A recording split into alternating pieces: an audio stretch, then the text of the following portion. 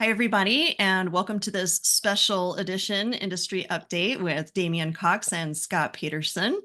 As you all know, there is a lot of confusion out there in the marketplace with the NAR settlement changes that have occurred here recently. So we are here today to talk about frequently asked questions. And Scott and Damian are going to kind of jump into some content that they have planned.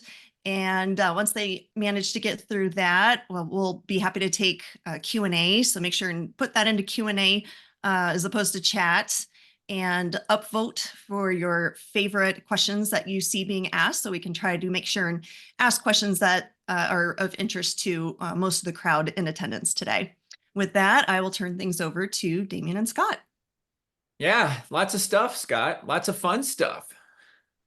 Yeah, I don't know. Fun is not maybe the right word.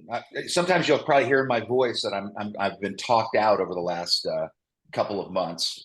But yes, it's exciting stuff, and we are. I mean, this is watershed moment in the residential real estate industry. I don't think there's any other way to describe it. And so it has created a whole bunch of I think opportunities for brokers that are realtors and licensees that are willing to embrace a change and respond accordingly. And I think we're going to see over the course of the next 18, 24 months, for a variety of reasons, a lot of attrition and kind of shakeout. It's kind of my personal prediction on it. Yeah, and Scott, we decided to do this FAQ session because I know I've been inundated with a bunch of questions. I know you have been too. You want to kind of shed some light on why we're doing this? Yeah, absolutely. We, excuse me. We started talking about doing this, I don't know, probably 3 or 4 weeks ago, because both of us, based on your direct client base and in my case, primarily through CAR's legal hotline, we've seen calls on the legal hotline go. Our average for years, I've been able to say we average in a 3-hour shift, typically right about 17 calls-ish, and 2 shifts a day. So about 34 roughly calls on average per day to the hotline. Been that way for years, very consistent. Up markets, down markets, doesn't really matter. Over the last probably 8 weeks, I would say now, maybe 7 weeks, but since all of this stuff really got right up upon us and certainly through it, and right up to now, frankly, we're averaging somewhere closer to about 55 calls a day. So almost a 100% increase in call volume. And out of those calls, I would say, 95% of them have to do with, practice changes, forms changes, how do we do this? How do we use this clause and whatever? And so you and I, in our discussions, and we talk, frequently, have kind of aggregated a list of some things that we find to be some of the most commonly confused or misunderstood issues related to both forms and practice changes and everything else. Yeah, and I tried to put together, just based on our conversations, I've got an outline. I'm not going to share it because it's very, very rudimentary. It's just more notes for me, guys, so that we can try and stay on track. But I've got about 8 of them that I want to go through, and also have Scott give his opinion, obviously, on some of these things. Just the questions that I'm hearing over and over again, that Scott's hearing over and over again, and kind of help you guys understand how to navigate this. And I'll tell you, the biggest question I think overall overarching has been, should the seller be offering buyer broker compensation, or and more importantly, should the listing broker be offering buyer broker compensation? And I'm just going to real quickly say that my take on this is that brokers have been so used to having that offer of compensation in the MLS for so long that they've had the ability of just, business is this way and it's one way, and going, how do I do business? And it was just, you had an offer of compensation, you knew you were going to get paid, et cetera, et cetera. The whole landscape has completely changed. There is no one size fits all anymore. And I want you to take that perspective when we're going through talking about all of these things, that it's not just you do business one way anymore. There's a lot of factors that affect whether a seller should be offering the buyer broker compensation, whether the listing broker should be advertising that offer of compensation. And it's based on a whole bunch of different criteria. Scott, you want me to jump in, or you want to? Yeah, I mean, that's the basis of the settlement. This is the basis of the lawsuit, is that commissions are negotiable. And certainly now, They're more negotiable than they ever have been, and this is not something that's going to not continue. And so, yeah, I mean, such things such as to your point in your outline, market conditions. That's going to drive a lot of a seller's consideration for how and what and when to offer compensation. My analogy for when I get this question is, for years, builders, in what we would call buyer markets, where builders have to be more competitive for prospective buyers. When it's a true buyer market, like they're looking to give trips to Hawaii away to brokers and all kinds of incentives and whatever they can to really drive more buyer traffic. And then, of course, we know when it's more of a seller or builder market, you see a very different perspective in terms of their willingness to compensate, often the amount of compensation and everything else. And so I think that same exact theory extrapolates very directly to the private markets now, or residential resale markets now, for some of the reasons we've just talked about.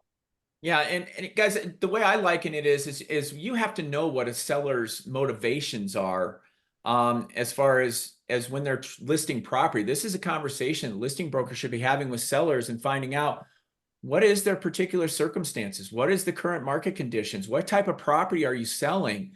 And one of the things I've been using as an example has been, two different contrasting markets. For many of you out there that lived through the old Great Recession days of 2008 and 9 in those areas, that was a different market than the pandemic. I mean, you had a very strong seller's market in the pandemic and a very strong buyer's market during the Great Recession.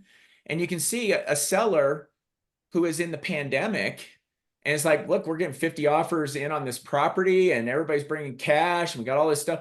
They may not want to offer compensation, and they might have a reason not to offer compensation because they're not worried about getting contracts in. But contrast that to the Great Recession, when there was maybe one buyer per 10 homes or something along those lines, and you had a seller that was facing foreclosure that needed to realize the equity out of their property, needed to move to Texas because they had a job they were taking down there within a couple of weeks. They didn't have any money. They were behind. They were accruing attorney fees and interest and default interest against their mortgage and everything else. Their motivation is not get as much money out of the property. Their motivation is just get something out of the property. And so, and I think there's a line in between those two markets too, guys. It's not just one or the other. Are we going to offer or are we not going to offer? But it's important to have that conversation with the seller, because for the seller to offer compensation to the buyer broker, there's really only one mechanism for them to do that and advertise, and that's through the listing broker. And so when you're having the listing broker in that 711 advertising an amount that they're going to be paying, that is the seller using that as a way to generate offers to say, hey, buyer, I'm willing to pick up one of your obligations here. I'm willing to pick up your buyer broker, or at least a portion of your buyer broker, in order to encourage you to make an offer on my property. And so that's really a conversation you have to have with the seller. Yeah, and I would say though that it's within your standard of care as a listing broker, right? You've always had, as you enter into a marketing relationship with a seller on their behalf, you've got an obligation to help them understand the benefits and detriments of whatever marketing strategy you and your seller are going to employ based on their individual conditions, circumstances, timing, motivations, and everything else. And so this is just another factor in that. And so there's not a turnkey answer one way or the other for, whether or not your seller should offer compensation. The important thing that they understand as a threshold matter is that it's negotiable and that it needs to be considered as part of their entire marketing strategy that you're going to be helping them implement. Yeah, and you and I were talking before about, when they're deciding whether they're going to offer that or not, it's the fact that buyers, if they're working with a broker, they're going to have an obligation now. I mean, that is one of the things that has come out of this settlement, is that every buyer that works with a broker is going to owe their broker something under some kind of contract.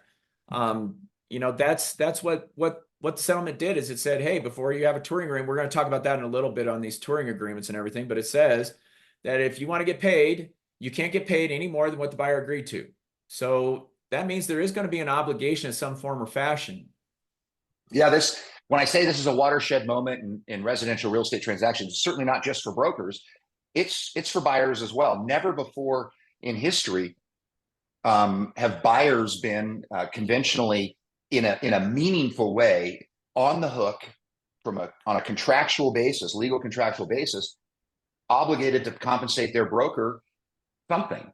And so that is something that I think that sellers need to be mindful of, is that, you know, the buyer pool out there, it's gone from, you know, for practical purposes, like 0% of buyers that have been, you know, completely and totally obligated to pay their buyer brokers, or I should say a very small percentage conventionally, to literally 100%, because every buyer broker running around with a buyer needs to have their buyer on the hook to compensate them anything in order to ask for anything from the seller listing brokerage firm. And so the pool of buyers shrinks a lot, potentially at least, for buyers who are going to self-select properties and say, listen, I can't afford to pay you, buyer broker. I know I've signed this agreement with you, exclusive right agreement to pay you, but I need this money for my closing costs and for my loan and for, you know, moving costs and drapes or whatever, you know, whatever they need.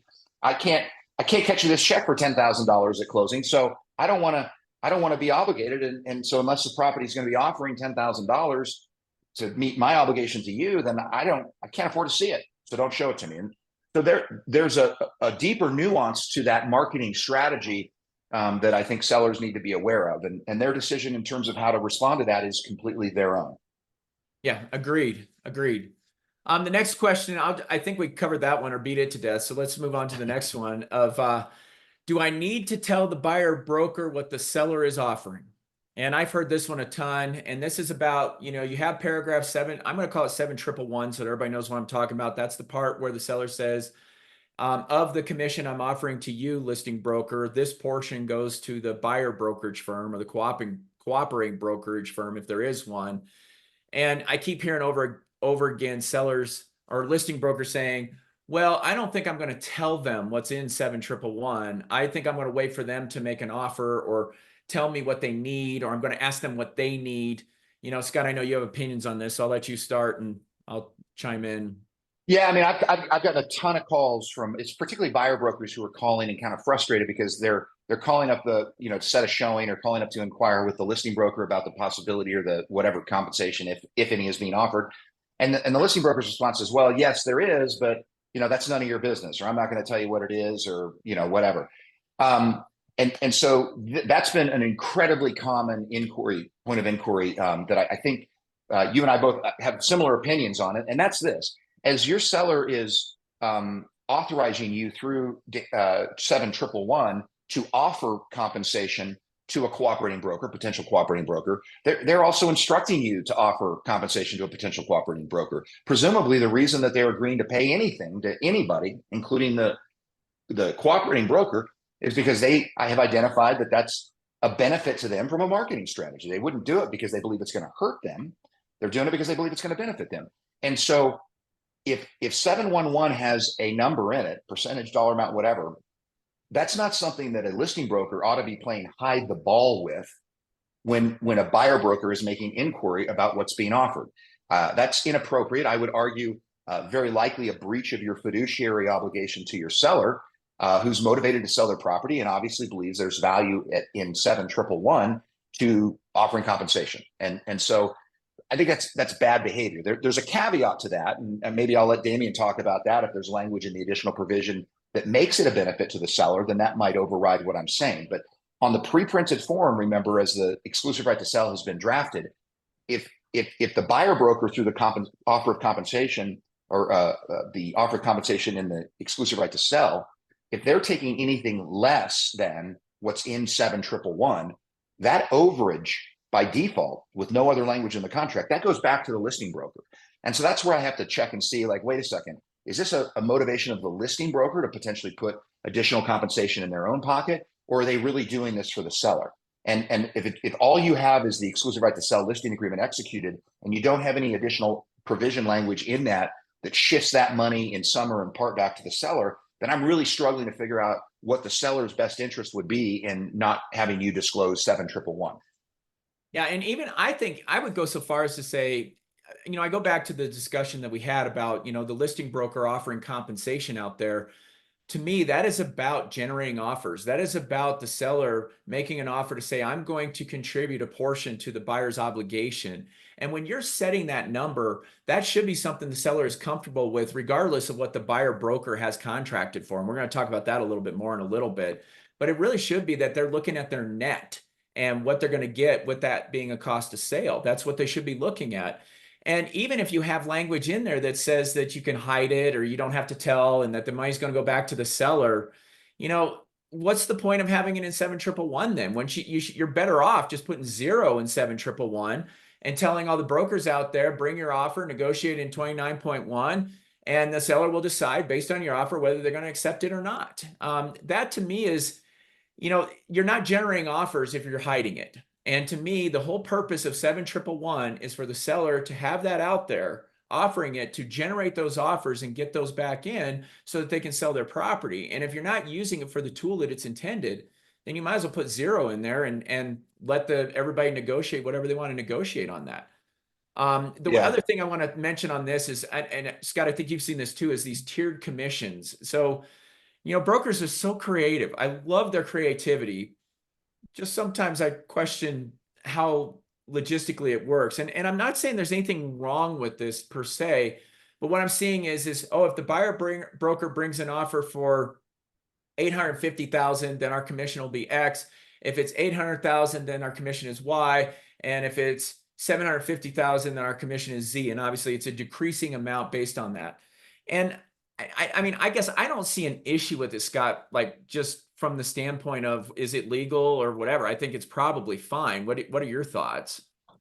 Yeah, no, I think it's fine. Unlike the buyer exclusive right to buy agreement, where you have to have an objectively ascertainable commission. You can't have a variable commission with a buyer.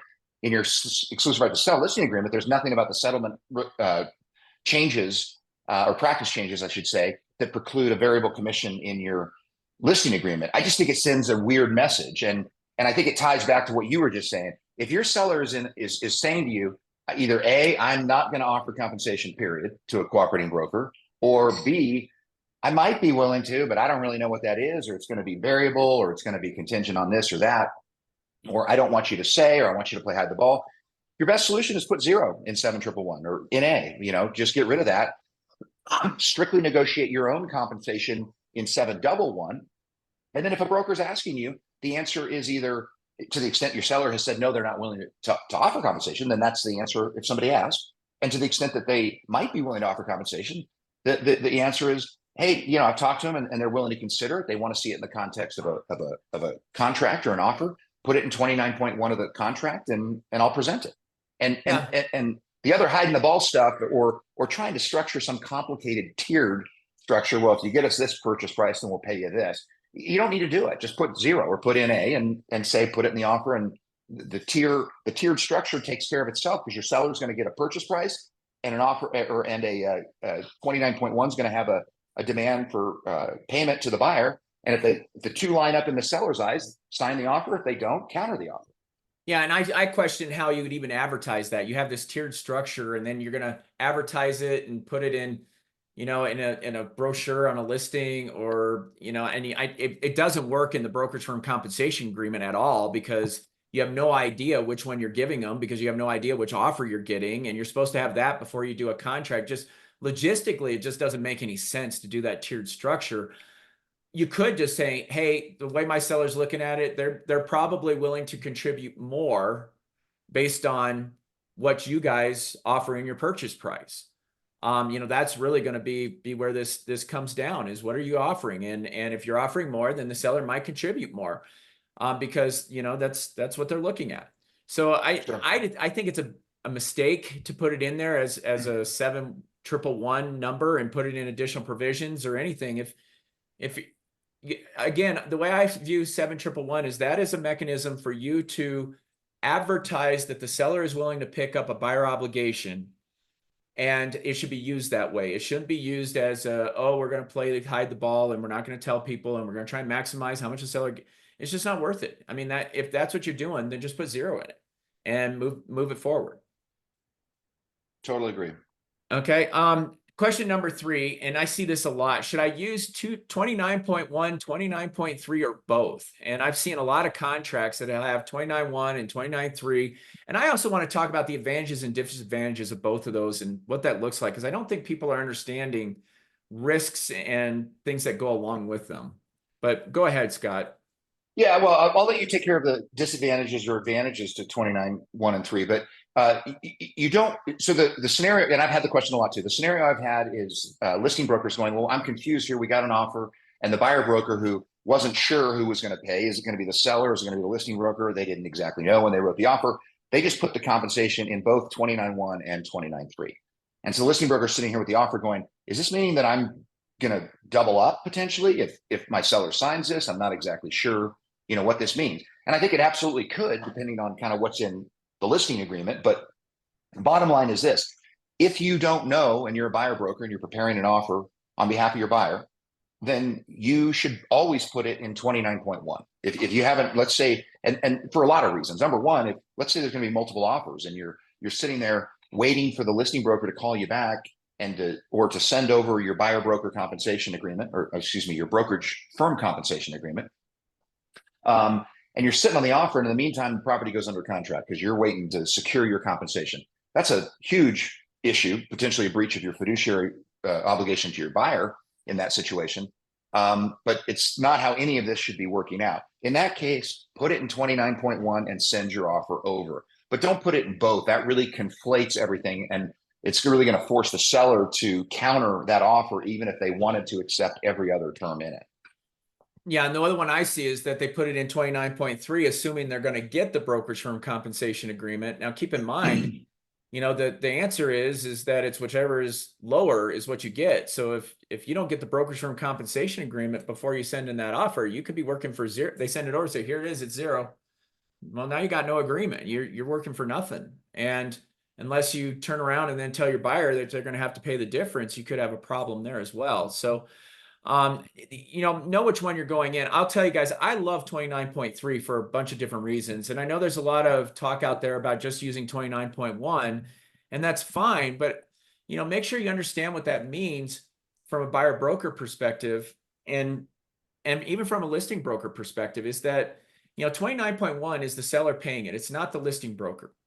And the minute you have the seller that is paying that obligation, the seller might decide that there's reasons they shouldn't have to pay it. They might say, hey, I've been listening to all these ding-dong plaintiff lawyers that say that we shouldn't have to pay buyer broker compensation anymore, so I'm not going to pay it, and the buyer needs to pay it themselves. And if a title company says, hey, the seller's saying that they're not going to pay this, and we're going to escrow it because we want the deal to close, a couple things. First of all, the buyer broker can't interfere with the closing. You guys got to close that transaction. And number two, if they escrow it, you're now in a lawsuit with the seller. And if the seller moves to Nova Scotia, you're now in a lawsuit with the seller that you got to go find them in Nova Scotia to sue them. And so 29.1 has some pain to it because you're dealing with, if there's a dispute over that commission, you're now dealing with a seller that is long gone. And who knows what that escrow agreement is going to say, but there's a good chance it could say if they don't file a lawsuit within a certain amount of time, it goes back to the seller. So I just, I don't like that from the logistical standpoint. The other thing I want to point out is that, CAR, the beauty of our offer compensation in the MLS for years has been the fact that you guys have been able to avail yourself under the CAR arbitration process, which is a lot cheaper, a lot faster, and you're judged by a whole bunch of people in your business, which is different than you get with the court system. In the court system, you might get a magistrate that did family law that's looking at real estate going, I have no idea what this is. And they do the best that they can, but they aren't familiar with our industry. The arbitration process in CAR has just been absolutely fantastic. And unfortunately, we're losing a lot of that because we're losing procuring cause. However, brokerage firm to brokerage firm compensation agreements, that is still subject to the CAR arbitration process, which means that you still have that available for both a listing broker and a buyer's broker to any kind of disputes that come up as far as what should or shouldn't happen. And I expect we're going to see those things in arbitration, but it's going to be over agreements in email or agreements in text message or brokerage firm compensation agreement. So I like the brokerage firm compensation agreement from that perspective, and using 29.1 3, because then it gives you a better venue for you to deal with any disputes that might come up. Yeah, well, I do. I mean, one of the things I sort of manage in our association is the professional standards and in that case arbitration process. And I think it is an outstanding process for $450 filing fee. You know, you don't need legal representation. You're welcome to get it if you want. It's a very efficient, kind of smooth process, and it is a jury of your peers, so to speak. And so if you have 29.3 is the compensation box checked, and you have a brokerage firm compensation agreement, again, the Bar Association's firm executed, or some other agreement between the two brokerage firms, then to Damian's point, you are eligible to participate in that arbitration process, which is going to be a lot more inexpensive, efficient. I think probably get it better in many scenarios than a civil court would if you had to go and deal with all of that. So, you know, I'm a big proponent of our arbitration process. I think it's fantastic, and that failure to pay on that agreement, if the listing broker didn't pay you per the terms of the agreement at closing, then you could submit it to arbitration, and that's a pretty efficient way to do it. But again, if you don't know, 29.1 is absolutely the way to go. And you know, again, we'll see how this plays out over the course of the next, you know, many months and years, because it will be interesting to see which boxes are checked and how. But in the vast majority of cases, you would never check both, unless it was a situation where truly the listing broker was going to pay you, you know, X%, and the buyer and the seller was agreeing to pay you something additional over and above that agreed X% and 29.3. You could have both. But if you're just doing both because you don't know which, stop doing that. Yeah, the other thing I would like to point out, and I this is one I forgot to raise, Scott, with you, but you know, we have that buyer acknowledgement at the bottom of the form that says that how the buyer broker and the listing broker, or how the buyer broker is getting paid, is based on what is in paragraph 29. So I've had people say, well, do I have to put something in there? And you know, keep in mind that that's what's in there. And we also have a buyer listing contract that says that if you don't tell the buyer they owe money in 29.2, that you don't get to collect it. So using 29.2, even though we weren't talking about that, is another important aspect of this. I've had this come up with transaction coordinator fees and other fees that the buyer might be paying independent of the seller or listing broker. You know, between the acknowledgments at the bottom of the contract and the form that says that you can't receive more than what you've told the buyer about in writing before they sign a contract, 29.2 is also a very important box for those extra fees or anything else that you have. So sorry, I meant to put that on there, Scott, but I forgot. So no, agree with everything you're saying. Now, are the broker acknowledgments, is that a part of the contract, Damian, or is that? I'm kidding. I couldn't resist. Nice. Yeah, I don't know. I forget. It's right below that big bold all caps thing that says this is the end of the contract. Yes, that's the one. Yeah. So it's not a part of the contract. And it's not a compensation agreement. I know that's hard to believe, but it's not. There you go. Okay, another one. Do I have to show property that is not offering compensation? And this, I tell you, this came up with some of the state forms that were being created. You know, Scott, you remember the DOJ weighed in on a couple of those things. You want to start this, and then I'll. Yeah, well, I mean, the answer is absolutely. You've got to make your buyers aware of properties that aren't. I mean, when you have a brokerage relationship with a buyer, your job isn't to look at your own interests first and to filter properties by is there compensation or not. For years, the MLSs have not been allowing you to filter by compensation, and now obviously all that's out the window anyhow. And so the concerns related to steering are, I would say, among the highest future antitrust potential issues that I could see our industry needing to be worried about. Steering is, we know the DOJ is looking at it. We know the plaintiffs' lawyers are obsessed with it.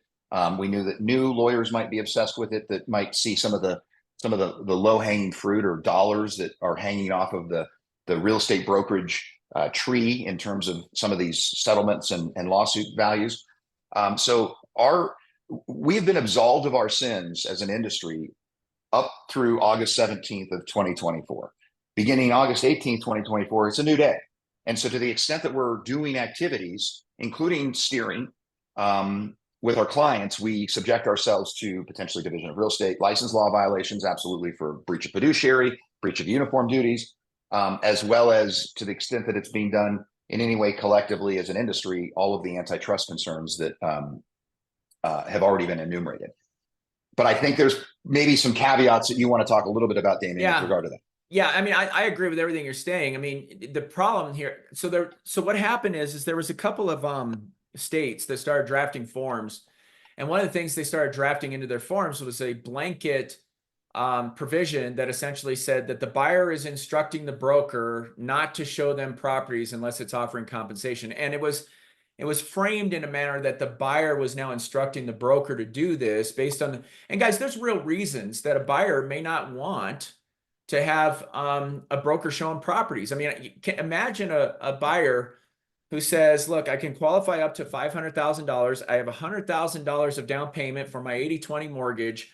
I got nothing left. There is no more money in there to pay you, broker. I'm maxed out. So there is no way I want to go look at a house that isn't offering compensation and take the risk that I'm going to fall in love with the house and there's no way for me to purchase it. One of the things that comes up that I want to point out is that, for every dollar that the buyer broker has to, or that the buyer has to pay their buyer broker, is the equivalent of $4 to $9 of mortgage that they cannot get. And that's based simply on a 5% loan, a 10% loan, or a 20% loan. So if you got an 80/20 loan and the $100,000 down, then you get a $400,000 mortgage. But if they got to pay $5,000 to their broker, then that's essentially $20,000 that the loan gets reduced. And it's important that sellers understand this. That's why we started that conversation with the seller understanding the impacts of not offering compensation.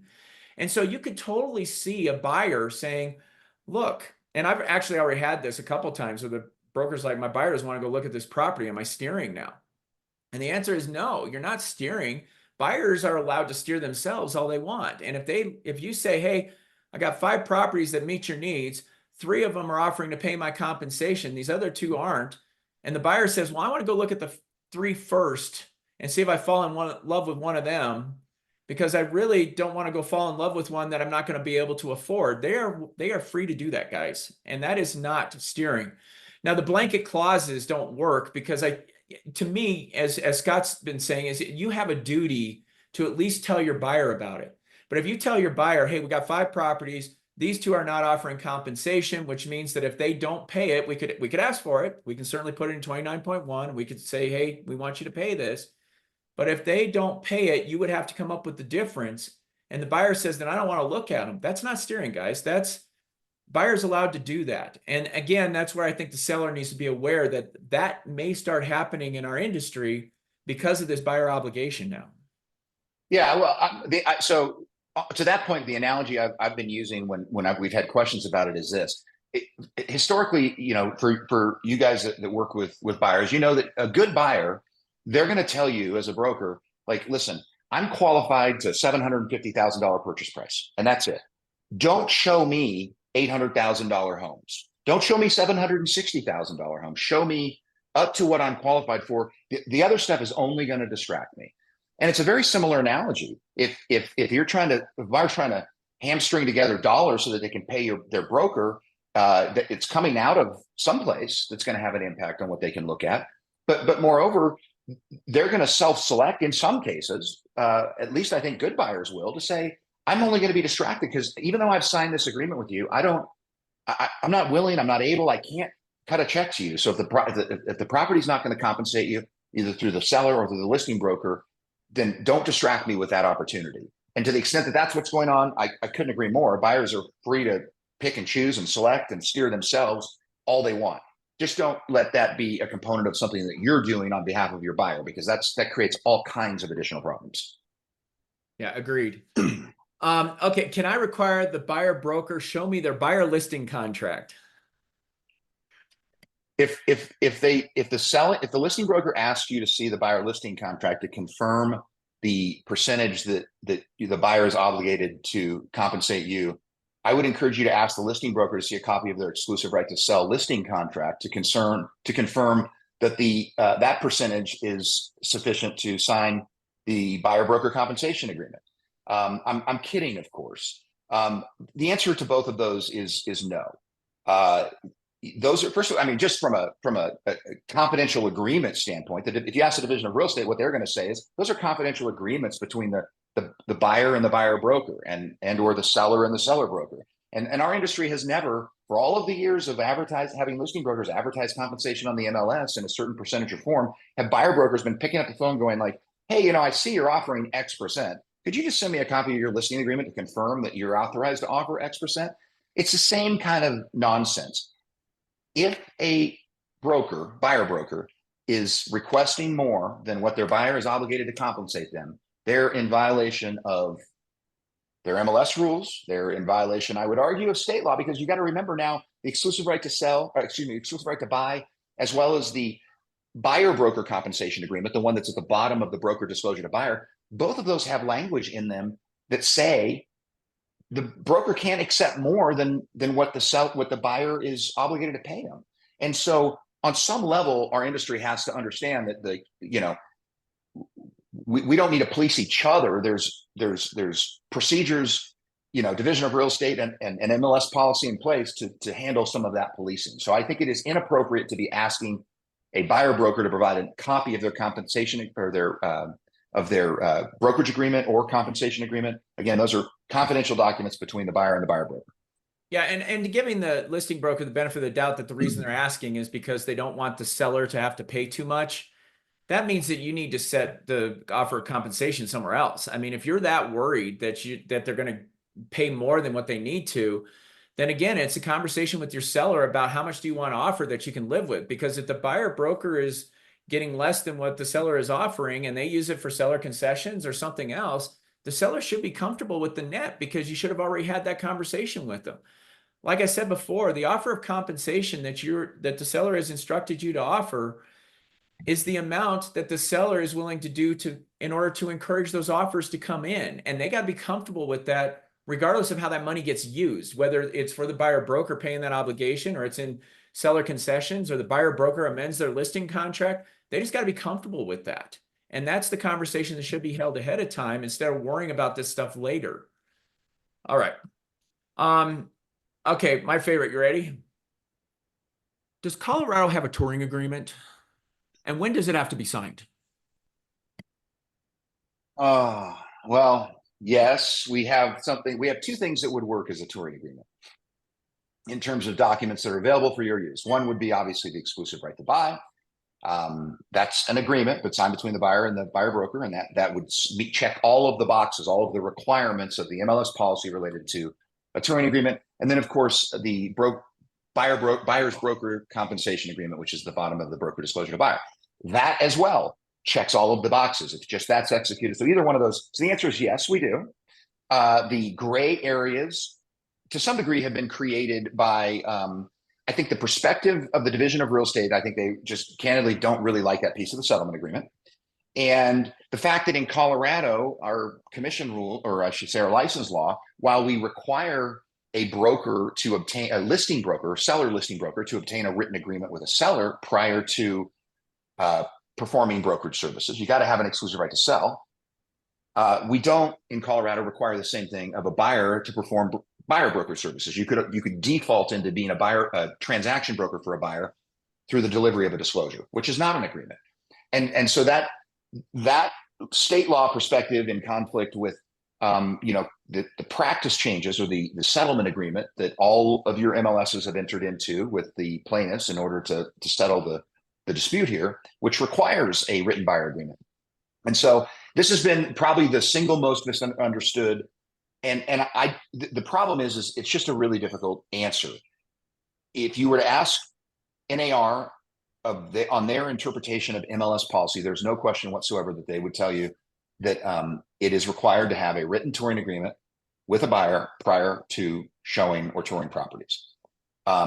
If a consumer is to ask the Division of Real Estate, do I have to sign a written agreement before I can tour properties? Their answer is going to be absolutely not.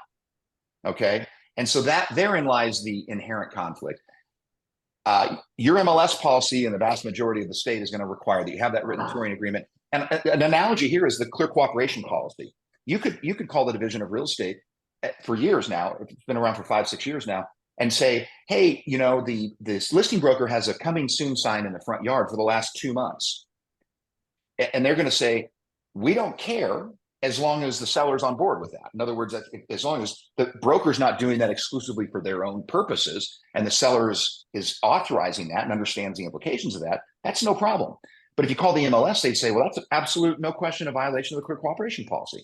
So this is a situation where there are additional rule overlays being implemented by the MLSs, just like clear cooperation has been for years. In this case, the written buyer touring agreement. So I don't know. That's my I saw there's some confusion real quick about what a touring agreement is, guys. A touring agreement is essentially what has been referred to in the NAR settlement as the agreement between the buyer and the broker who is taking somebody to look at property, to show property. That's what the touring agreement is.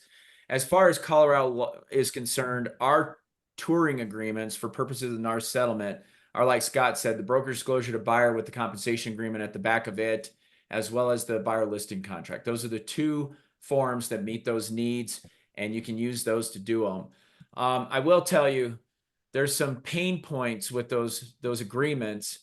Namely, you know, I've heard people say, well, I'm going to do, and I think you've heard this nationally when you hear conversations with, you know, there's things like Zillow create a form, which incidentally, guys, you're not allowed to use. EXP create a form, they're not allowed to use that one either, because we have very strict rules about what forms are allowed in Colorado. And your two forms are the BD24 or the broker disclosure to buyer and the buyer listing contract. That's it. That's the only two you get to use for this purpose. But I've also heard people saying, well, what I'm going to do, since I'm just going to go show them property to make sure I'm complying with the MLS requirement, is I'm just going to put 0 in the box and then I'm going to go show them property. Well, does that work, Scott? Can you just put 0 in there and have it work?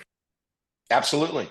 100%. But what are you going to collect, or what if you have 0 in that box, then what are you allowed to request from the seller or listing broker? What are you allowed to receive or collect at the closing? 0. Yeah. And my pain point is this, is they think, well, we'll put 0 and then we'll renegotiate before we make an offer, and we'll have the buyer sign a different agreement, like a buyer listing contract, or do a different compensation agreement. What I want to warn you guys is the way Colorado law works is that once you've established that working relationship, which we're going to talk a little bit more when we get to open houses here in a second, but once you establish that working relationship with that buyer, you now owe them duties. You know, and that BD24 establishes that you're acting as transaction broker and you owe them duties. And if you put 0 in there and then the buyer says, well, I want to buy this house, and you say, okay, can we sign an agreement so I can negotiate my commission, or I can make sure I can take a commission? And they say, wait a minute, I don't want to be obligated to pay you anything. I think you have an obligation to write the contract for that client for 0. Don't you, Scott? Yeah, I mean, that's all. I don't see in a way you can ask for anything more than 0 based on all of the practice changes that have been implemented. It's very clear. You are only able to receive, accept, request up to whatever the buyer is obligated to pay you. And if 0 is the number, 0 is the number. And there is nobody out of the, you know, whatever 300 and whatever, almost 70 people that are on this call and will be watching later, that are worth 0 for your professional services. And when you decide that that's your perspective, I think, you know, that will be the tipping point for survival versus thrival. Is thrival a word? Surviving versus thriving. I like thrival. Thrival works. Survival versus thrival. Surviving versus thriving, which I think is where maybe some of the opportunity lies for people who get this stuff right. Yeah, I'm gonna try and power through, because I got 2 more I really want to get through before we start answering questions, because, you know, you and I have talked about what the most frequent questions are that we hear.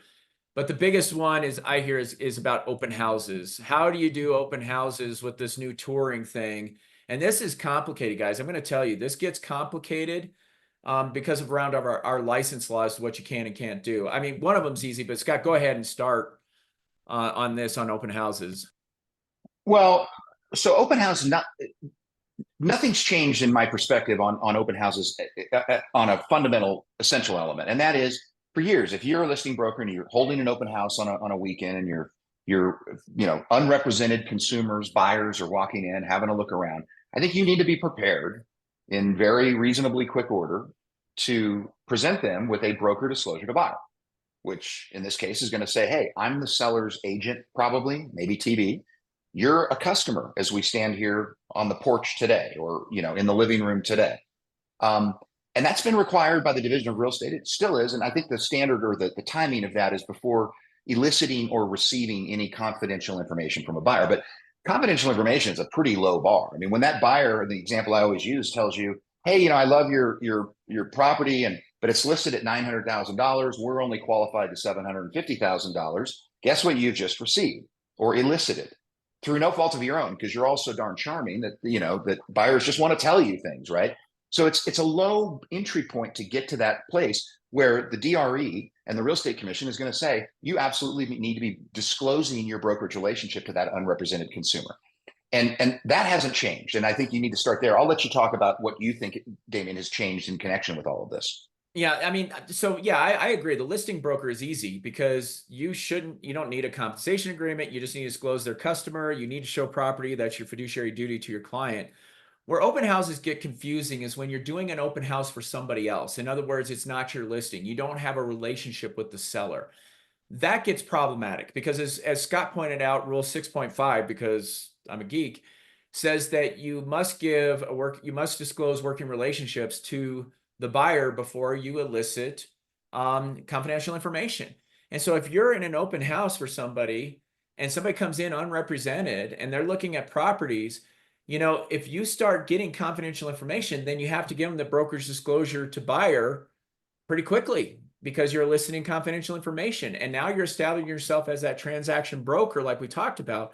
And now you're going to have a compensation agreement if you want to get paid should the buyer want to buy that property at the open house. So from what I can see, there's two perspectives on how to do it. You could have the buyers come in and say, look, look, if you want to talk to me about what you can qualify for, or what you're looking for, happy to do that, but I got to do this and you got to sign a compensation agreement.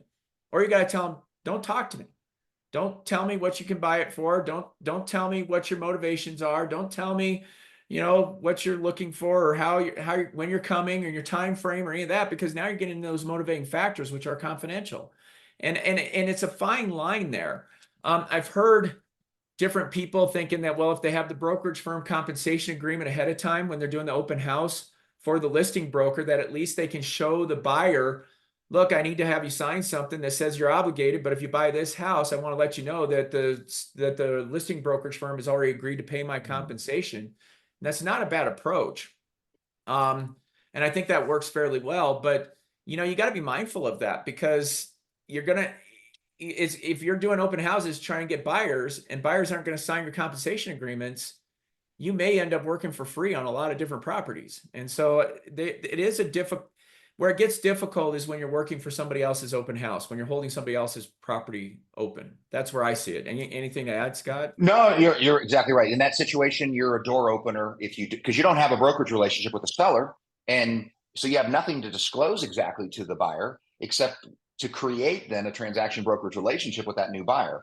And I think you got to be careful. And if you're going to allow other people to set your open houses for you as a listing broker, you got to be careful that person's not running buyers off, right?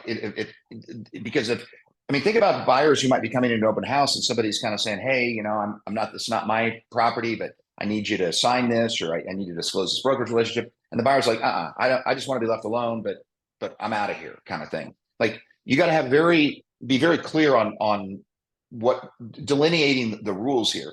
And if you want to be a door opener, that's fine. You could do anything in that house in terms of like opening doors and making sure nobody steals anything or breaks anything.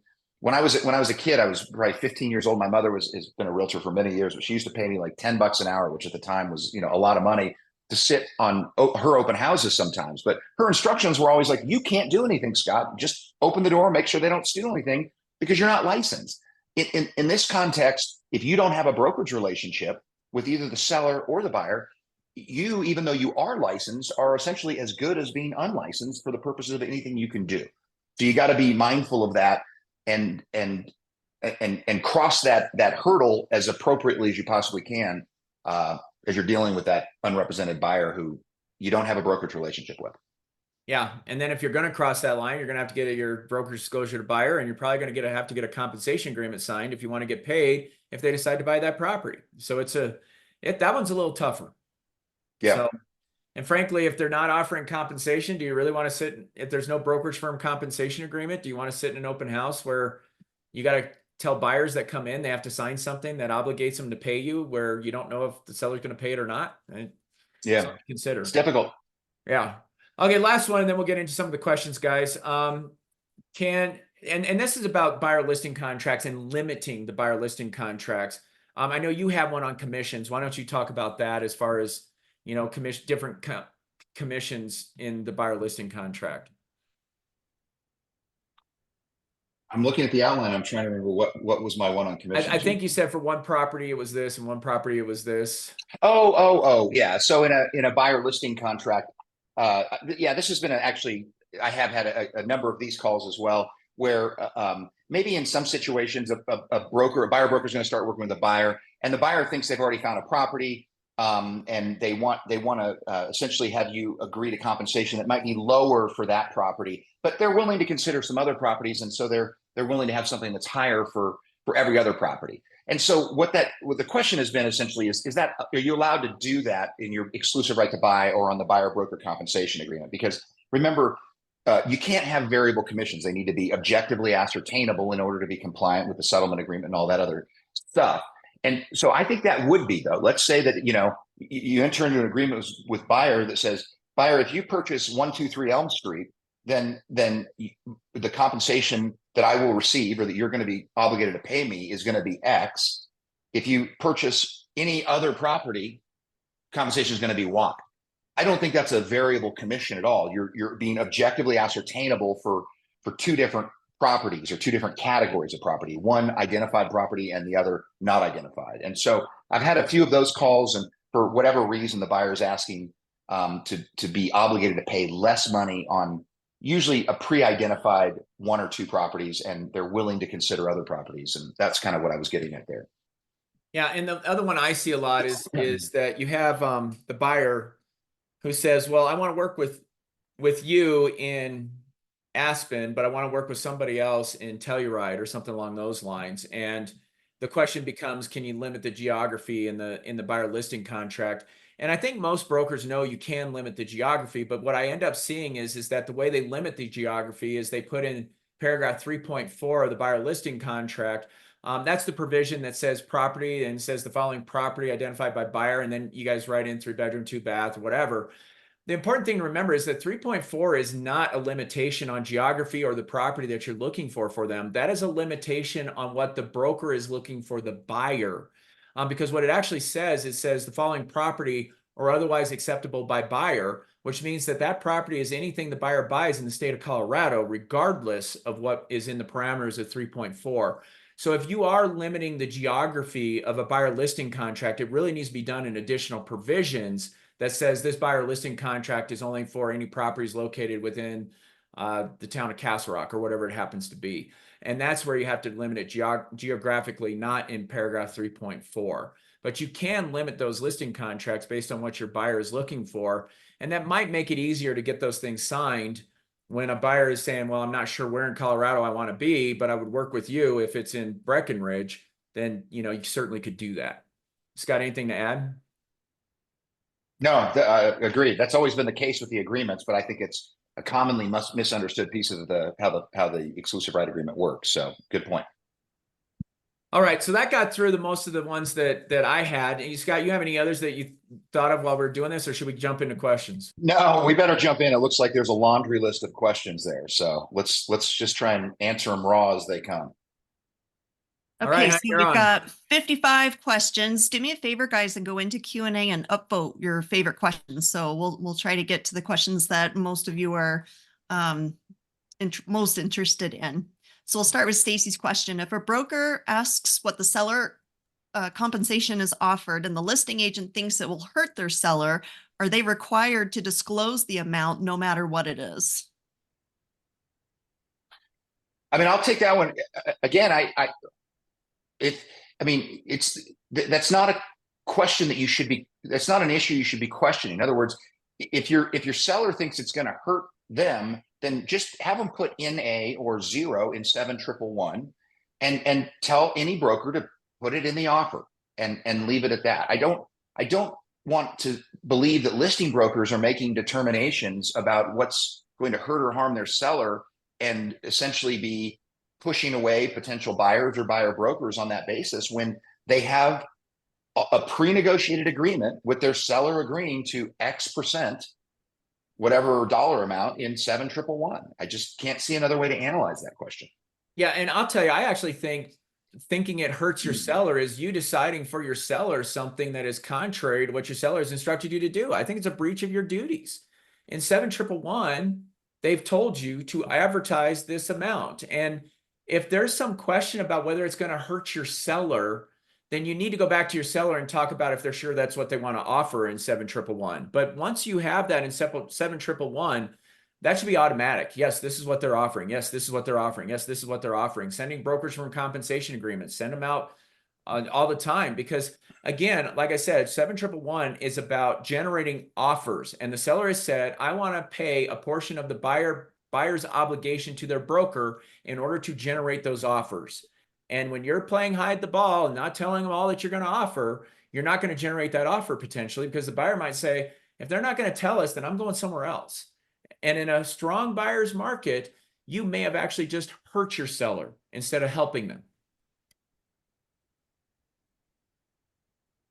Okay, if I do not renew my realtor status, am I no longer protected under the NAR settlement against future lawsuits from past transactions?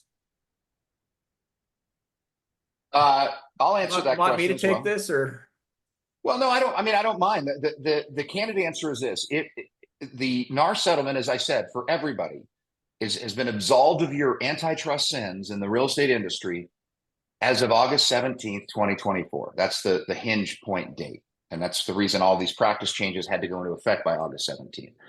And so, as long as you were a realtor on August 17th, you have protections from the implications of anything having to do with these lawsuits. And assuming you were not in a couple of very narrow exceptions, I should say. But the bottom line is this: yeah, you've got your protection as it is, and your protection is not contingent upon ongoing or continuing membership in the Realtor Association. And guys, I'm going to go a step further on this because I know Scott won't do it. A plug for the association. I got to tell you, my concern about people dropping membership is you got to remember those dues go for something more than just your locals and you know, the supporting the local associations and those kind of things. The biggest thing that our Association of Realtors has done for years and years is protect property rights of not only your clients, but also you guys.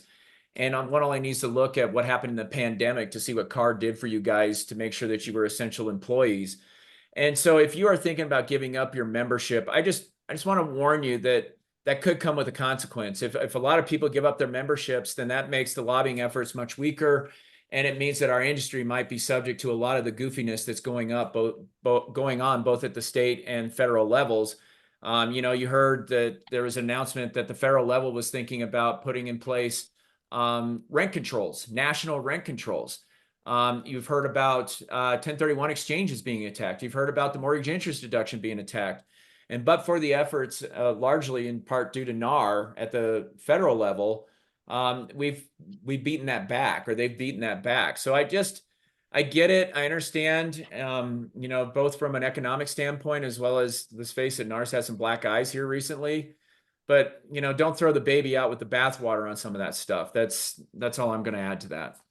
Yeah, and I mean, you say I won't do it. I mean, I advocate for our association and membership all the time, and I will. I mean, I will happily say this: there is no better advocate for your interest in your communities, in your counties, in your local areas than your local association of realtors for your professional interest. There's no better advocate, and at the state level, I can tell you, there's no better advocate for your interest as a broker, licensed broker in Colorado, than the Colorado Association of Realtors. And at the national level, there's no better advocate than the National Association of Realtors in the United States Congress or anywhere else. Among any business trade organizations, I would argue that NAR and within the state, CAR, are two of the most impactful business lobbies, business trade association lobbies of any place in the country.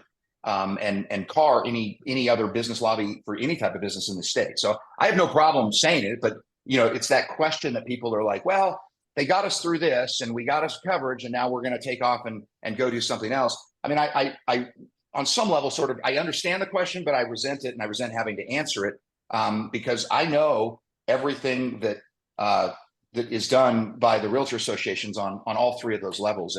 if they go away, I can promise you this. There's talking about some new association nationally of a bunch of clowns that are, former TV realtors or whatever they were. There's 100 and some years, 120 some years, I think, of history of NAR, who is without question the most powerful voice, one of the top 5 probably most powerful voices in the entire Washington D.C. With regard to our interest. And anyhow, I'll leave it there. Okay, he is going to say something. Okay, here's a question.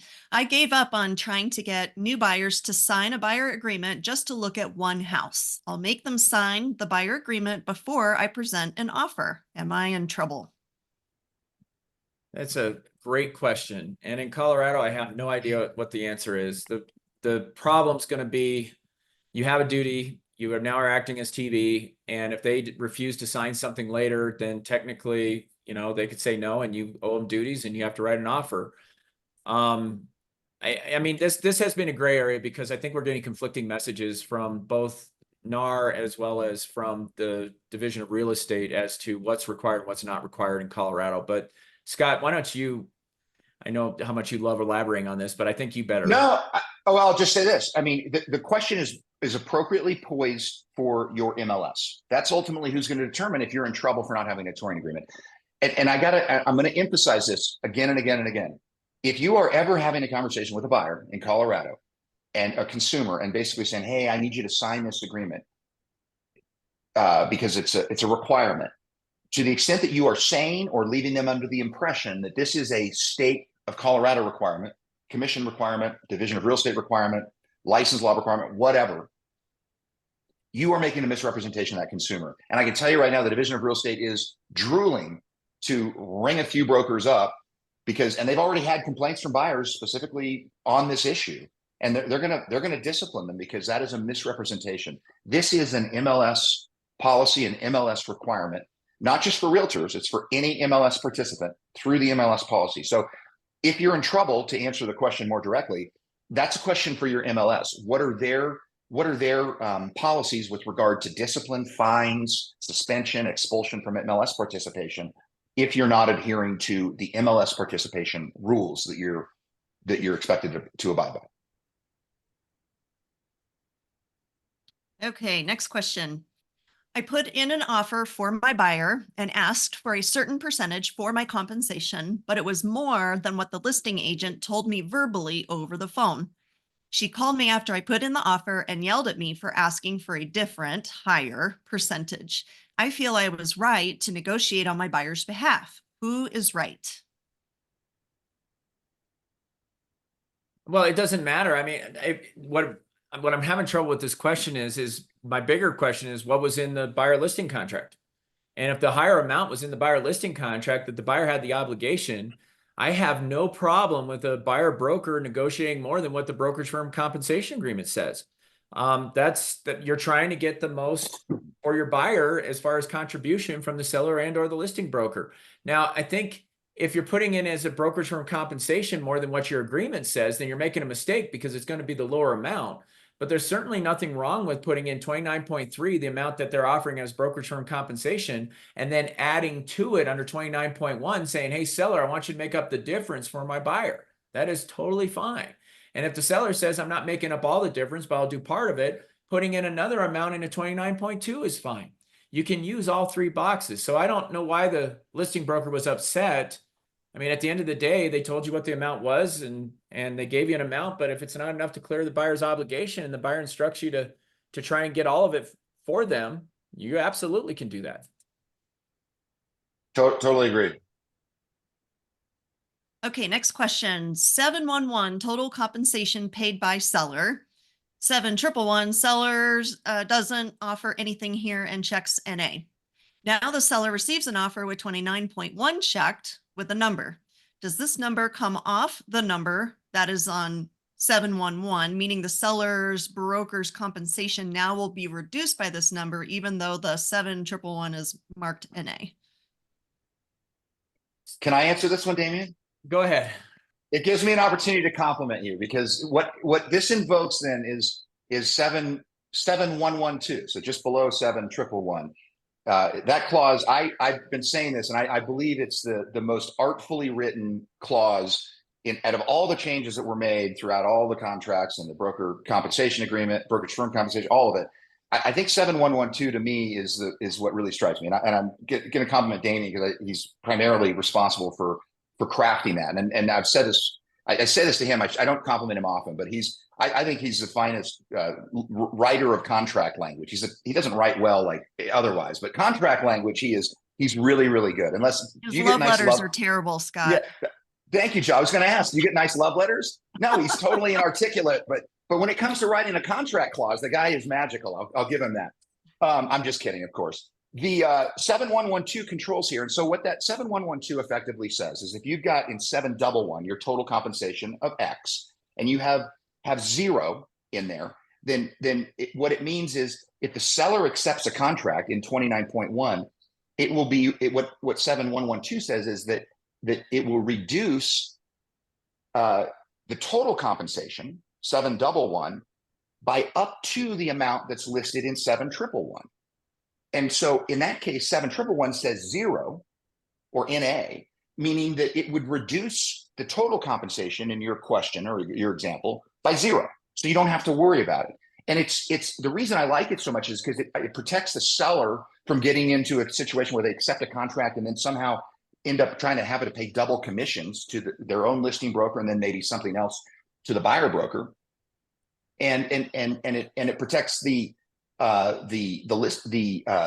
listing broker from having their total compensation dipped into by the seller accepting some offer that obligated the listing broker to lose some money. It works really pretty perfectly. I really do love 722. Look, Damian's blushing now. Yeah.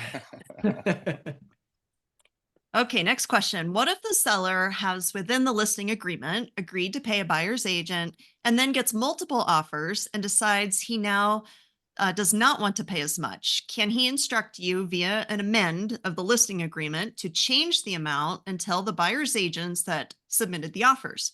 In other words, compensation among the multiple offers is now based on compensation, which could inevitably put more net in the seller's pocket. So I'll tell you, this is why I feel like it's so important that we have the brokerage firm compensation agreement, is because the seller and the brokerage firm are agreeing as to how much is going to be offered to buyer brokerage firms. And I'll tell you, you could amend the listing contract and you could change the amount and you could, tell the other brokers, hey, they're not offering as much and you got to change your contract and lower the amount. You certainly could do that. But, you got to remember, I would tell the seller, look, the reason we're getting multiple offers is because we made this offer of compensation, because we offered this to the buyers, and the listing broker doesn't have to agree to amend that. That's not something you have to give the seller if you feel like it's going to harm you, not only with the negotiations of the contracts, but also within the industry because you made this offer to people and now it's being changed. And so my suggestion would be to tell the seller, instead of worrying about what we're offering the buyer broker and trying to harm, decrease the buyer's bargaining power by making them pay something back to their buyer broker, let's raise the price. Let's take these multiple offers and push the purchase price up, and let's make your net more that way by negotiating instead of playing games with the buyer broker's compensation. And like I said, it's in an agreement so that you don't have to agree to change that for the seller because they say that's what they want to do. And my perspective would be you're better off saying, look, let's leave it alone because we got all these offers we're working for. This gives us an opportunity to pit them against each other and to bid this up and go counter at a higher amount. And let's get a better net for you that way instead of decreasing the buyer's purchase power. Scott, you have anything? No, I mean, I agree with what the principle of what you're saying. I guess maybe the question though, I mean, I'll say it this way. Unlike the MLS old offered compensation that we've had for as long as anybody's been in the business, the rule there is that once an offer was submitted, the listing broker was not able to modify the offer of compensation once an offer was submitted. And that is no longer the case. So in a technical sense, as long as your seller hasn't accepted an offer that has something in 29.1 or something in 29.3 in connection with you having also executed a brokerage firm compensation agreement, then the seller is going to have to review those offers, and maybe that might change. And if you've already accepted a brokerage firm compensation agreement, or I should say, if you've already given a brokerage firm compensation or agreed in that to give a buyer broker something, the language in the buyer brokerage compensation agreement would, as it's been recently updated, address that issue. And as long as you were making sure that whatever was in 29.3 was accurate with regard to what the seller was still now agreeing to pay, then you wouldn't have to amend anything, because the the brokerage firm compensation agreement, the bar association form, it says it's going to be the lesser of the two amounts. And so I still think you'd have to probably amend the listing well, I don't know. That's interesting, because I think I'd want, as a listing broker, to amend the listing contract to the lower amount to show that I did what the seller instructed me to do. That would be the one thing I would say. No, I don't. I guess I'm not disagreeing with that, but I'm saying you wouldn't have to counter or amend the offer, or the offer. Your seller could accept that offer. I mean, listen, we still, have to be in an industry and work with each other. So I don't like the behavior. I like your answer, Damian, but I was just trying to get to the point that the other reason, or one of the reasons I think we both really like the Bar Association's form, is that it really was well thought and contemplates a lot of protections really for both parties. But in this specific example, from a listing broker having signed an agreement for more money and then having something change for whatever reason, and as long as the lower amount then is in the actual contract in 29.3 that's accepted, that listing broker is only going to be obligated to compensate the lower amount. And so anyhow, I mean, listen, we all play in the same sandbox, and so it's not like you want to. I mean, I think I can make arguments about bad faith and unfair dealing and all these other concepts if you're allowing your seller to allow you or instruct you to dangle out some offer of compensation and then kind of pull that away. But it's not like the old MLS was, where just present an offer and you had secured, at least locked in that percentage that had been offered. If I have an open house and a potential buyer comes with a friend or family member and shows interest in the home, I know I need to provide a document for signatures, but who needs to sign? Both husband and wife? What about the bank of dad who is coming with his child?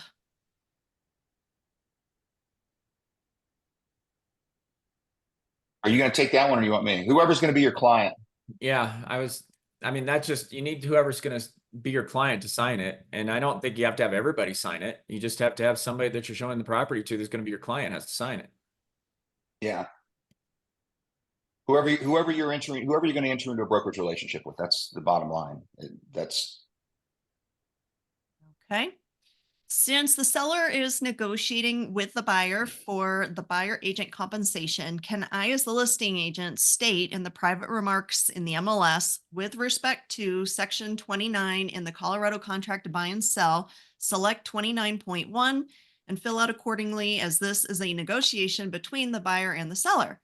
I think that in the long run, it seems more advantageous to potential brokerage firm liability to remove my brokerage firm from all issues pertaining to the buyer brokerage compensation. Am I way off on this thinking? I think it depends on the market. I mean, if you're doing 29.1, first of all, I don't know if the MLSs will even allow that, and I'll let Scott address that. Yeah, I'd say ask your MLS, because that's ultimately who's going to be the arbiter of that question.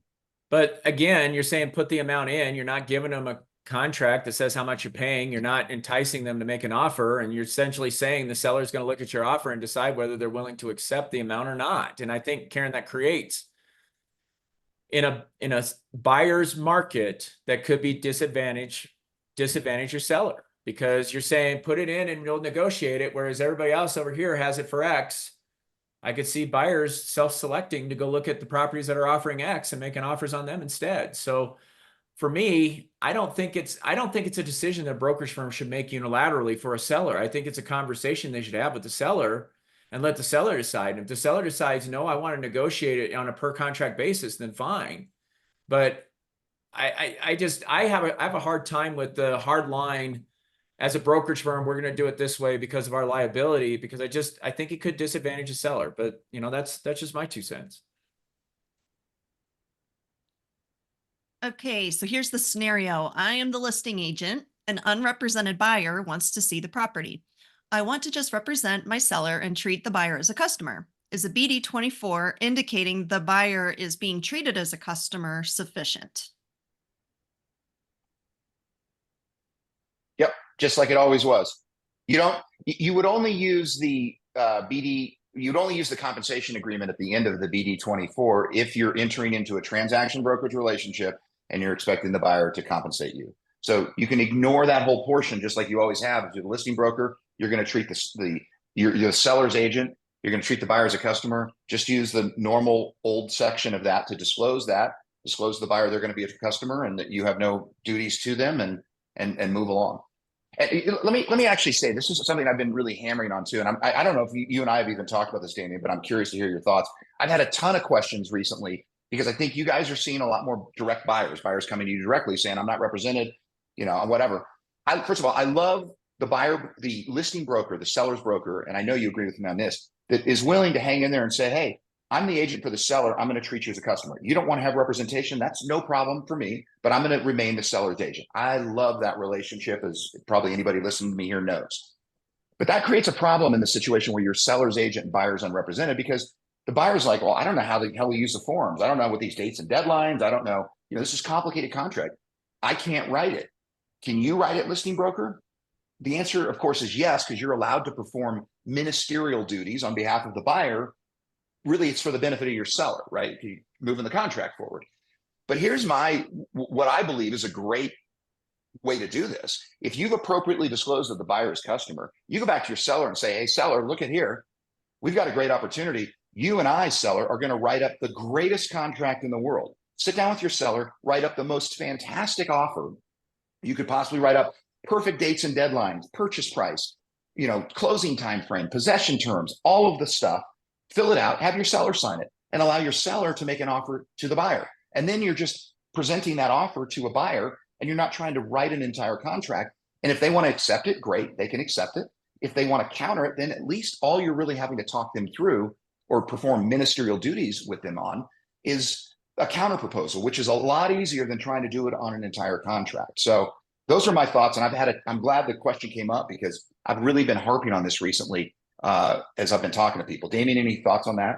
I think that's a great idea. I love that. I mean, I've always heard the ministerial task and writing the offer on behalf of the buyer, but to flip it around is fantastic, because why not do it on behalf of your seller that you owe fiduciary duties to, and say, hey, let's you and I go through these blanks. Let's talk about what you want in these blanks, and let's not give the buyer the first crack at it. Let's do it ourselves. And then the counter will be like 5 points, or maybe 3, and you can get all that stuff in there. I think that's actually, I can't believe it. I'm going to say this, but I think that's brilliant.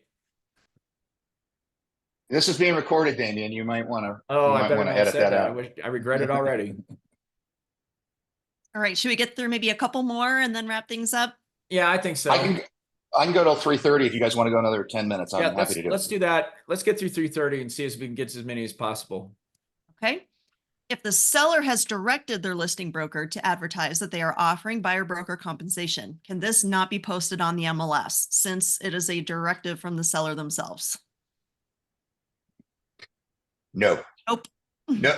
Yeah, I'll tell you a very quick funny story. The answer is easy. I'll tell you a very quick funny story. This came out of an MLS here in Colorado, and it was a hotline caller. And I hope she doesn't mind it, but there's none of these names.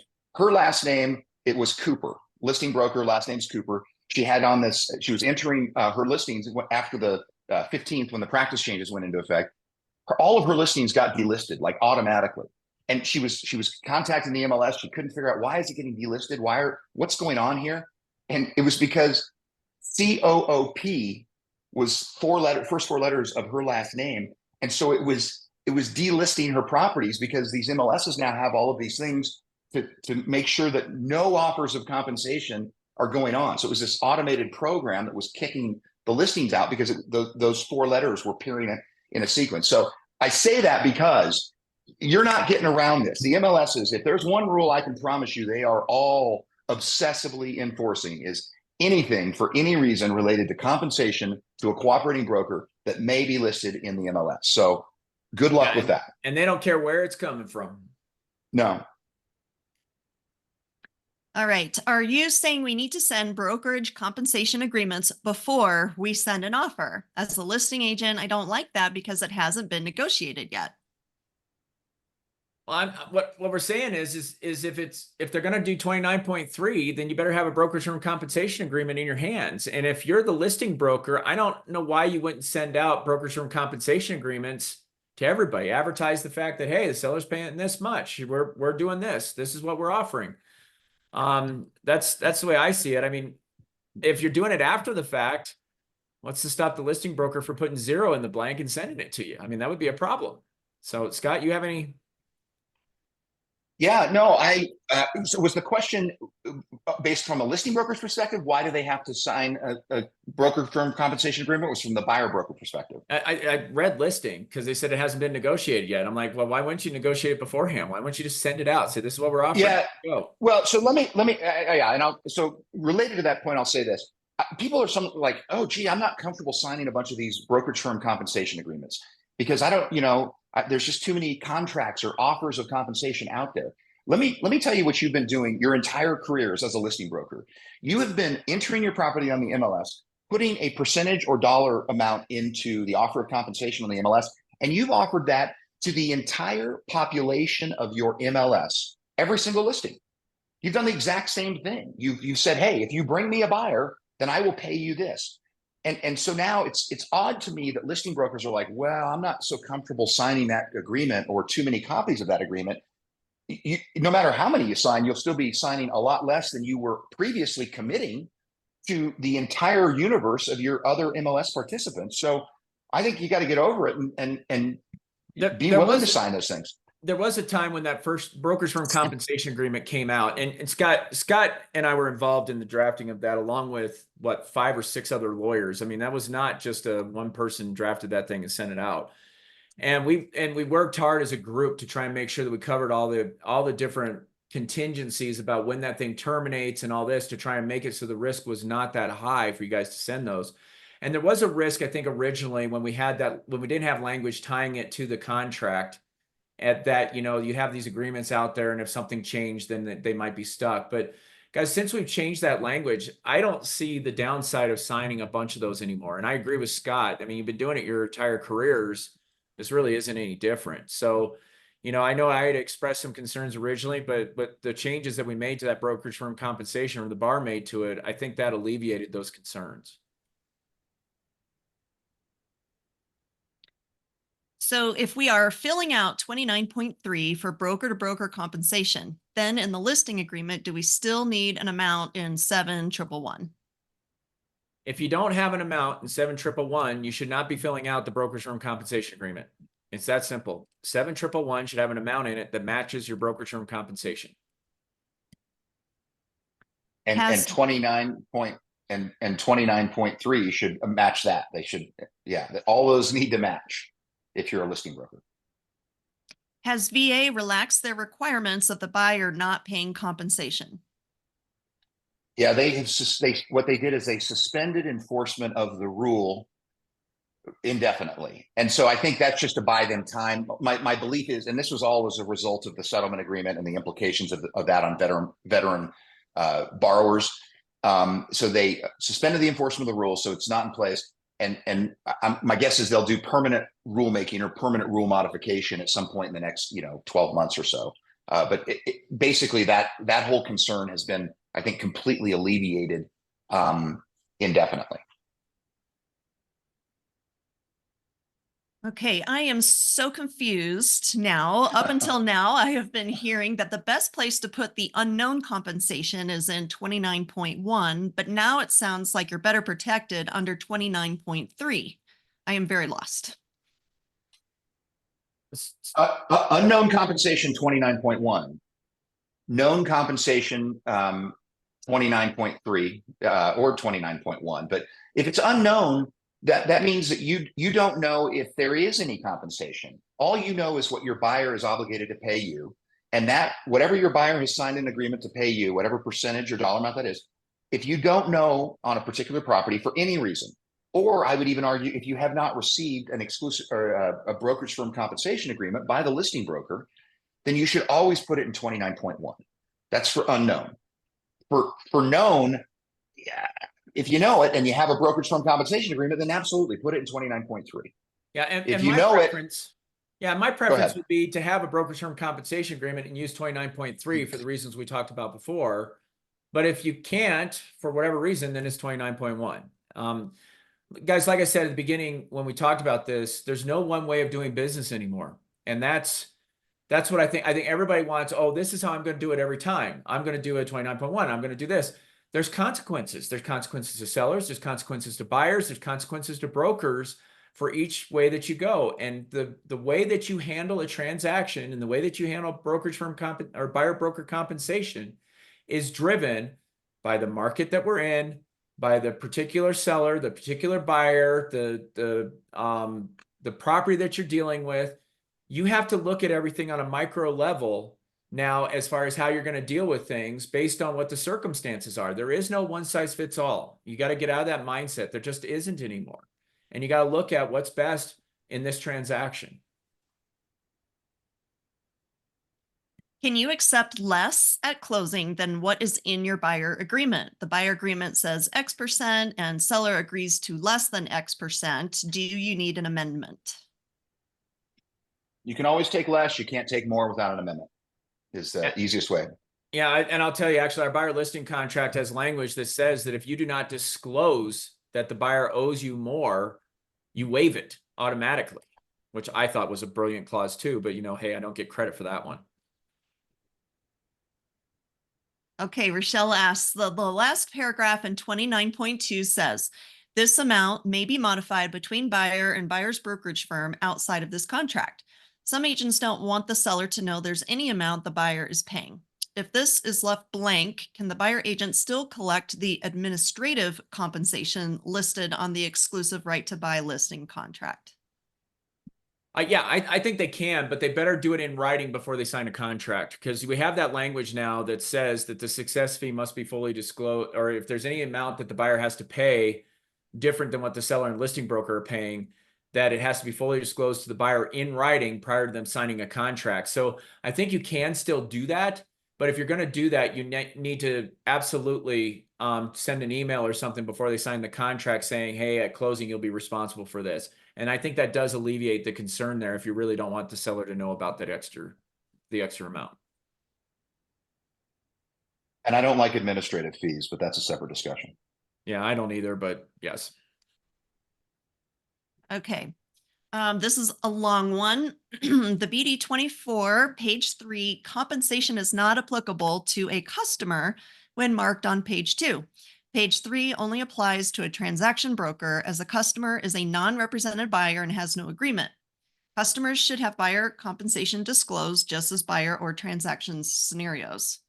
Page 3 does not allow that for customers. Furthermore, if the customer, say coming from an open house or the neighbor approaching as you place a sign on a land property, and they are a customer in an offer and you have a seller relationship, is messy. If the seller indicates in the listing agreement, what if any buyer broker compensation they are offering does not apply in the seller broker customer transaction, the broker in a customer and seller broker scenario can then only collect what the seller has stated in the listing agreement. If that is nothing, then the broker cannot be paid by or negotiate with the customer, or in low price land not meet a buyer broker minimum compensation amount. That is problematic. Well, first of all, if you're treating the buyer as a customer, you have no agreement with them. You can't collect anything anyways. You don't have an agreement. Guys, anything that you're getting when the buyer is acting as a customer is coming strictly from your listing contract. And if you haven't built your listing contract around the fact of you double ending a deal, then you got a problem and you better go revisit what you're doing with your listing contracts. This is not messy, and it's really not an issue. You shouldn't be asking the seller to pay more compensation to you because you have both sides of the deal. That's just what it is. You should be building that into your listing contract when you take the listing. Scott, you have any? Yes, I agree with you. I'm glad you understood the question, because it lost me after about the first sentence. But yes, yeah, that's another thing to consider, is that if your seller's not compensating or not paying a cooperating compensation, and you're just negotiating your own compensation, and there's no other meat on that bone, you might be double ending the work, but you're not double ending the fee unless you have some language that's going to address that in your additional provisions or elsewhere. But to Damian's point, that I don't think in any way, shape, or form you ought to be, well, you can't collect it from a customer. If you wanted then to establish a transaction brokerage relationship and get the buyer to pay more, I suppose you could do that. But if they're a customer, you couldn't collect any commission from them. You can't perform any brokerage services for them. Yeah, and frankly, changing to transaction broker and then asking your seller to pay because you're double ending a deal, that's going to get you grieved. That's going to get you a seller really upset with you that you're now asking for more than what you bargained for to begin with. I mean, I think all listing brokers, when they're doing their listing contracts, need to contemplate what they get paid or make sure that it compensates them for if they do both sides of the deal. I mean, going back and asking for it later in any form or fashion is going to end up with a complaint against you. All right, it's 3:32. Well, I was just going to say that I think it's like, yeah, you got to, as a listing broker, you got to figure, and this is probably a great place to close, but it's something else I've been telling buyer brokers a lot. And Damian alluded to it on the listing broker side. You got to figure out what you're going to work for with your seller, and you got to negotiate that, and then figure out the buyer broker's compensation, if any, that your seller is going to be offering. And that includes the possibility of double ending. The thing that I'm getting all the time now is buyer brokers who are like, well, this is so frustrating because I'm trying to get my buyer to sign an agreement to compensate me, and I don't know what properties they're going to see, and I don't know what's going to be what's going to be offered, and what do I do? What do I do? And this is the new frontier. You have to determine as a buyer broker what you work for. What is the value of your professional services to a buyer, any buyer, for doing what you do, which is pretty darn spectacular in the vast majority of cases. And so my example is like, when I was taking clients practicing law, if a customer or potential client came to me and they said, well, what do you charge? I couldn't respond to them like, well, what do you pay? Right. And our industry in some ways on the buyer broker world has been living in that world for a long time. And it's really what's gotten this, it's kind of what's at the heart of these lawsuits. And even though I don't agree with any, so much of everything that's gone on, there's some element there that we need to be better as buyer brokers. And that is, hey, buyer, this is what I do for you. This is how I earn my living. This is how I put food on my family's dinner table. This is how I pay my mortgage and my other bills. This is how I put gas in the car to drive you around looking at all kinds of properties all over the place. And so figure out what you work for, and whatever percentage or dollar amount that is, that's where, as a buyer broker, you need to be focused in your preliminary discussions with buyers in getting them to a point where they're signing an agreement to compensate you. It's not this sort of game of like, well, I could be leaving money on the table or I could not. You need to focus on what you're worth and what your professional services, what you charge for your professional services. And I think when we get past that kind of that mental flip, because you've never had to think of it in those terms before, I think again that'll separate those that survive from those that don't survive to those that actually really thrive. So I'll end with that. Yeah, I think that's a good point. And guys, don't discount your value. I'm just going to tell you, as a buyer broker, I think we have a habit of discounting what you're worth because you're in the industry, you're used to doing it, but there is a lot of value that you bring. And having that conversation, that tough conversation with the buyer, needs to take place early. And you need to be comfortable with it. You need to be comfortable with the buyer understanding that, yes, I get paid for doing a job. And if you're not willing to sign something to pay me for doing that job, then maybe we're just not a good fit. And you got to get comfortable with that, as hard as it is. The plus side I will tell you is the NAR settlement is national, which means that we're going to see buyers getting more used to the fact that they're going to have to sign agreements if they want to go tour property, because that's just the new frontier. That's the new world. And I think that's going to make it a lot easier for you guys to get those agreements as buyers get used to the idea that this is actually now required nationally by virtue of what's come from the settlement. And so I think there is a light at the end of the tunnel that is not a train. All right, let's wrap up there. Thank you, Damian and Scott, so much. You're both just such invaluable resources to our industry, to our brokers. We really appreciate your time today. Thank you, brokers, for joining us. We hope that offered some clarity. And thank you so much for your time today, everyone. And we will see you all soon. Thanks, guys. Great seeing you.